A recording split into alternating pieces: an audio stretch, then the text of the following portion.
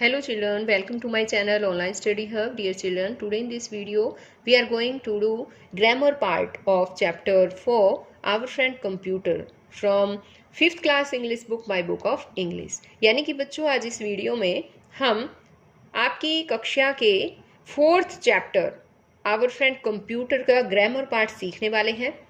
और वीडियो शुरू करने से पहले एक और बात बच्चों, अगर आपको मेरी वीडियो अच्छी लगी हो, आपके लिए मेरी वीडियो हेल्पफुल रही हो, तो प्लीज़ इसको लाइक भी करें और अपने दोस्तों के साथ शेयर भी करें।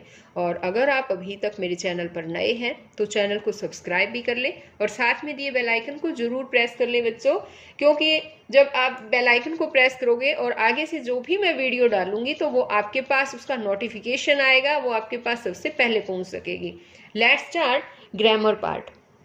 Read the following sentences. Computer can draw beautiful pictures and design buildings. Computer जो है वो ब्यूटीफुल सुंदर पिक्चर्स ड्रॉ कर सकता है और बिल्डिंग के डिज़ाइन ड्रॉ कर सकता है। Computer can not think but it obeys your commands. Computer सोच नहीं सकता लेकिन ये तुम्हारी कमांड्स को ओबे कर सकता है। जो भी कमांड देते हो ना उसको ये ओबे करेगा। तो अब यहाँ पर देखिए ये कहता है कि कैन आया है और कैन नोट आया है ना, ये सकता है ये नहीं सकता है। इसने कहा है कि here can not expresses the ability of the computer. ये जो है ये वर्ड कैन और कैन नॉट जो वर्ड यहाँ पर आए हैं ये कंप्यूटर की एबिलिटी को एक्सप्रेस कर रहे हैं, यानी कि उसकी योग्यता को दर्शा रहे हैं। As you see can not is use to express physical as well as mental ability. यानी कि आप ये भी देख पा रहे हैं कि कैन और कैन नोट जो है वो फिजिकल और उसके साथ साथ मेंटल एबिलिटी को भी एक्सप्रेस करने के लिए यूज किए गए हैं। Now complete the following sentences using can और कैन नॉट। कैन नॉट को हम कांट भी बोल सकते हैं बच्चों, और ये कांट कैसे लिखेंगे, इस तरह से हम कांट लिखते हैं, इसको कांट भी बोल सकते हैं। ओके, अब ये कहता है कि कैन और कैन नॉट यूज करके नीचे कुछ सेंटेंसेस दिए गए, उनको कंप्लीट करना है। तो यहाँ पर हमारा फर्स्ट सेंटेंस देखिए क्या दे रखा है।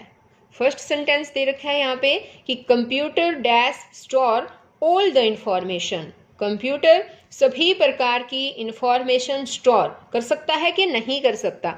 अगर कर सकता है तो कैन लिखेंगे और नहीं कर सकता तो कैन के साथ नॉट। नॉट मीन्स होता है नहीं, तो क्या आएगा, कैन आएगा बच्चों। यहाँ पे computer can store all the information, यानी सभी इंफॉर्मेशन कंप्यूटर स्टोर कर सकता है। सेकेंड सेंटेंस है कि सी इज वीक इन मैथमेटिक्स। वह मैथमेटिक्स में वीक है, कमजोर है। यहाँ पर ध्यान दो, कमजोर है बच्चों वो। She dash solve this problem, वह इस प्रॉब्लम को सोल्व कैन या कैन नॉट, क्या आएगा मुझे ये बताओ, कर सकती है या नहीं कर सकती। देखो कमजोर है तो वो प्रॉब्लम को सोल्व नहीं कर सकती आएगा, ठीक है। तो यहाँ पर क्या आएगा, can not, she can not solve this problem, यानी कि वो मैथ में कमजोर है और वो इस प्रॉब्लम को सोल्व नहीं कर सकती। थर्ड सेंटेंस है the mouse of the computer dash run like the mouse that runs around our house. ये कहता है कि कंप्यूटर का जो माउस है वो हमारे घर में चारों ओर दौड़ने वाला जो माउस होता है ना उसकी तरह है। उसकी तरह ही होता है क्या, नो, तो इसको हम लिखेंगे कैन नॉट, ठीक है। The mouse of the computer can not run, उस तरह से नहीं दौड़ता है, लाइक द माउस, उस माउस की तरह that runs around our house, जो माउस हमारे घर में दौड़ता है, घर में चक्कर लगाता है ना, उस तरह से नहीं दौड़ता। Computer dash walk and talk just like robot. Computer robot की तरह चल भी सकता है, बातें कर सकता है कि नहीं कर सकता, क्या आएगा बताओ, कंप्यूटर नहीं कर सकता है ना। तो यहाँ पर क्या आएगा बताओ, computer can not walk and talk just like robot, robot की तरह चल और बातें नहीं कर सकता, है ना। अब है we dash send messages to any part of the world very quickly using email। हम ये कहते हैं कि हम मैसेज जो है वो सेंड कर सकते हैं या नहीं कर सकते हैं, वो बताना है आपको। संसार के किसी भी पार्ट में बहुत जल्दी ही ईमेल यूज़ करके, यानी ईमेल के थ्रू बहुत जल्दी ही हम संसार के वर्ल्ड के हर पार्ट में मैसेजेस सेंड कर सकते हैं या नहीं कर सकते बताओ? वी कैन सेंड मैसेजेस, हाँ हम मैसेजेस सेंड कर सकते हैं। तो कैन आएगा यहाँ पे। He is a computer expert, वह एक कंप्यूटर एक्सपर्ट है। तो यहाँ देखो ये बात ध्यान दो, कंप्यूटर का एक्सपर्ट है वो। ही dash handle all kinds of task, वह सभी प्रकार के कामों को हैंडल कर सकता है कि नहीं कर सकता? यहाँ क्या आना चाहिए बताओ मुझे? कैन नॉट आना चाहिए या कैन आना चाहिए? कैन, है ना। एक्सपर्ट है तो वो हैंडल तो कर सकता है ना। He can handle all kinds of task. I dash serve you tea because there is no milk, मैं तुम्हें चाय सर्व कर सकता हूँ या नहीं कर सकता क्योंकि दूध नहीं है। अगर दूध नहीं है तो चाय तो सर्व नहीं कर सकते, है ना। दूध के बिना तो फिर चाय बनेगी नहीं। तो यहाँ क्या आएगा? I can not serve you tea, मैं तुम्हें चाय सर्व नहीं कर सकता क्योंकि दूध नहीं है। Rahim dash speak English very well, Rahim बहुत अच्छे तरीके से इंग्लिश बोल सकता है। ठीक है, तो क्या आएगा यहाँ पे? कैन आएगा। Rahim can speak English very well, अच्छी तरह से जो है ये उसकी एबिलिटी बताई गई है, यहाँ पर कैन आएगा। अब आगे देखो बच्चों कि read the following paragraph and identify nouns, verbs and pronouns, write them in given table. नीचे एक टेबल भी दी मिलेगी, ये जो पैरा दे रखा है ना इसके नीचे आपको एक टेबल दी मिलेगी। उसमें कहता है कि आपको इस पैरे में से नाउन्स कौन सी है, वर्ब्स कौन सी है, प्रोनाउन वो आपको आइडेंटिफाई करनी है और फिर आपको लिखनी है। और उससे पहले क्या करना है, आपको नीचे दिए गए पैराग्राफ को रीड करना है। तो सबसे पहले हमें ये रीड करना है। ओके, तो उससे पहले हमें क्या पता होना चाहिए? नाउन्स क्या होता है। अभी बताया ना मैंने, नाउन्स का क्या होता है बताओ? नेमिंग वर्ड, यानी कि नाउन्स जो है किसी भी व्यक्ति, वस्तु, स्थान के नाम का नाम वो नाउन होता है। वर्ब क्या होता है? वर्ब होती है क्रिया, यानी कि काम, या फिर हम इसको क्रिया भी बोल सकते हैं। और प्रोनाउन क्या होता है? अब ये ध्यान दो बच्चों, प्रो प्लस नाउन दो से बना है ना ये प्रोनाउंस, यानी कि जो नाउन के स्थान पर आए उन शब्दों को कहते हैं प्रोनाउन। अब देखो यहाँ पर, one day the librarian asked him, do you really read the books और रिटर्न देन विदाउट रीडिंग। एक दिन लाइब्रेरियन ने उससे पूछा कि क्या तुम रियली रीड द बुक्स, वास्तव में ही यानी कि बुक्स को रीड किया है, या फिर बिना पढ़े ही उनको वापस कर दिया है। तो अब यहाँ पर देखिए लाइब्रेरियन, लाइब्रेरियन आया है यहाँ पर, तो ये हमारा नाउन आएगा। ठीक है, नाम है ये। हिम, उससे पूछा, तो यहाँ पर किससे पूछा, उसका नाम नहीं दिया गया है ना, उसकी जगह हिम दिया है, तो ये बच्चों प्रोनाउन हुआ। डू यू, यहाँ पर यू जो है वो भी प्रोनाउन है। रियली रीड, रीड का मतलब क्या होता है? क्या है रीड? पढ़ना। पढ़ना क्या है? क्रिया है, काम है, तो ये हो गया वर्ब। एक आस्क भी रह गया बच्चों यहाँ पर, ये भी वर्ब है, पूछना, आस्क। ठीक है, तो ये भी वर्ब है यानी कि क्रिया है। द बुक्स और रिटर्न बुक्स, बुक वर्ड जो है वो नाउन है। रिटर्न, रिटर्न वापस करना, ये एक वर्ब है। दैम, दैम यहाँ पर प्रोनाउन है। विदाउट रीडिंग, अब आगे है यहाँ पे देखो, बिना पढ़े, तो दैम विदाउट रीडिंग, यानी दैम, दैम आया है तो कि उनको, यहाँ बुक्स के लिए यहाँ पर आया, तो बुक्स हमारी क्या है? नाउन है ना। और नाउन की जगह प्रोनाउन, नाउन की जगह जो वर्ड्स आते हैं उन्हें प्रोनाउन कहते हैं, तो ये नाउन की जगह आए इसलिए ये प्रोनाउन पी है। नरेंद्र सैड, तो नरेंद्र नाम हो गया है ना, तो ये है नाउन। आगे है ऑफ कोर्स आई थोरोली, आई जो है ये प्रोनाउन है बच्चों। थोरोली रीड, रीड पढ़ना, ये वर्ब है। ऑल द बुक्स, बुक्स यहाँ पर क्या है बताओ? बुक्स है नाउन। बोरोड, बोरो उधार लेना, ये एक वर्ब है। फ्रॉम द लाइब्रेरी, लाइब्रेरी से, ये लाइब्रेरी भी एक नाउन है। यू, यहाँ पर यू जो है वो प्रोनाउन होगा। आस्क वर्ब होगी। मी प्रोनाउन होगा। Any question from these books, और दीज यहाँ पर क्या होगा, प्रोनाउन होगा। ये डेमोन्स्ट्रेटेड प्रोनाउन, प्रोनाउन के भी टाइप्स होते हैं बच्चों। डेमोन्स्ट्रेटेड प्रोनाउन होगा these, those, this, that, these, those, उसमें ये आते हैं। लाइब्रेरियन नाउन हो गया। टुक आउट, यहाँ पर ये वर्ब है। ओके, और बुक, बुक भी हमारी क्या है, नाउन है।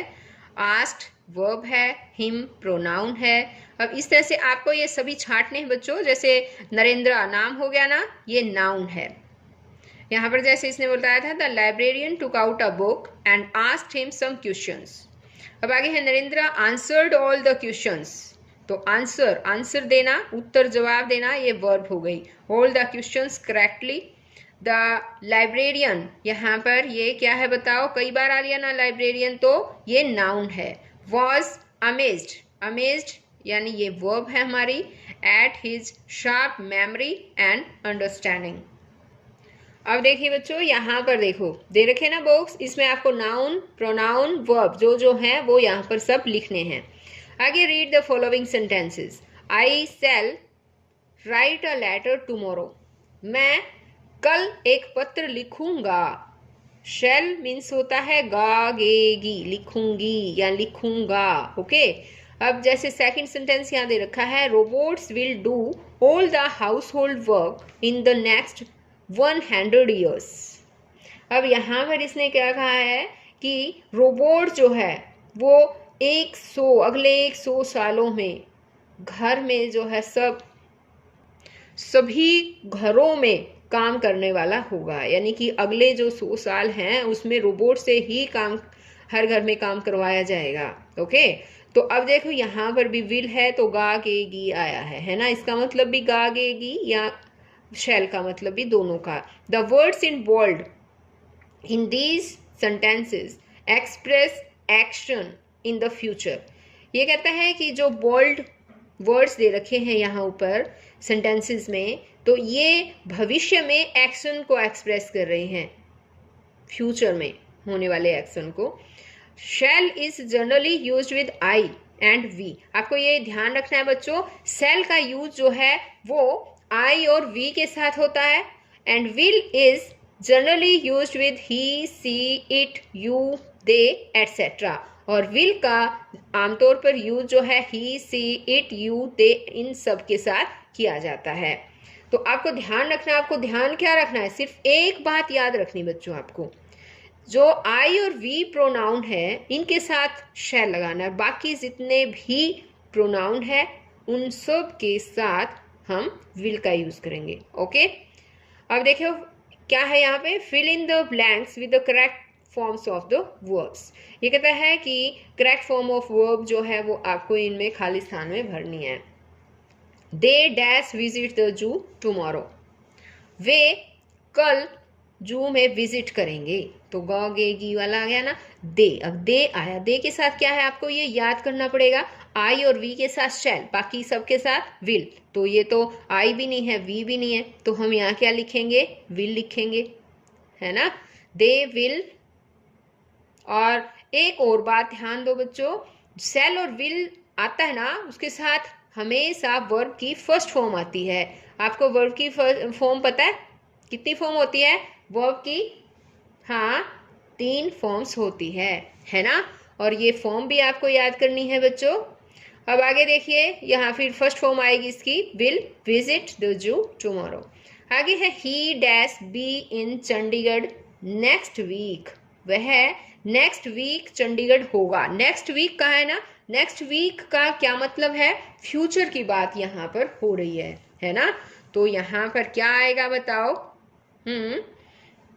ही, उसके साथ क्या लगेगा, विल लगेगा, है ना। ही विल बी लग जाएगा in Chandigarh next week. Wait I dash do this, इंतजार करो मैं ये करूँगा। तो आई आया। अब आई के साथ क्या आता है बच्चों, बताओ। आई के साथ शैल यूज होता है ना। और वर्ब की फर्स्ट फॉर्म आएगी, तो डू वर्ब की फर्स्ट फॉर्म है ना। Do, did, done. Did second form और डन थर्ड फॉर्म। आपको ये फॉर्म जरूर याद करनी है बच्चों। आगे देखिए, my friend dash by bicycle next month. मेरा फ्रेंड अगले महीने बाईसाइकिल खरीदेगा। तो आपको एक तो ये भी ध्यान रखा करो बच्चों, अगर नेक्स्ट वर्ड आ जाए, next week, next year, next month, तो वहां पर हमेशा हमें शैल, विल प्लस वर्ब की फर्स्ट फॉर्म यूज करनी है। ओके, अब देखो माई फ्रेंड मेरा दोस्त, तो यहाँ पर आई भी नहीं है, वी भी नहीं है, उसके साथ शैल आएगा, है ना। तो माई फ्रेंड के साथ क्या आएगा, माई फ्रेंड के साथ तो विल आएगा। तो यहाँ पर क्या लगा, विल। और बाय की फर्स्ट फॉर्म ही आ जाएगी, तो बाय की फर्स्ट फॉर्म तो बाय ही है ना। और बाय की सेकंड फॉर्म बताओ मुझे क्या होती है, पता है, बॉट। और थर्ड फॉर्म कौन सी होती है, बॉट। Bye, bot, bot. तो यहाँ पर बाय आएगा। My friend will buy bicycle next month. She dash do her homework tomorrow.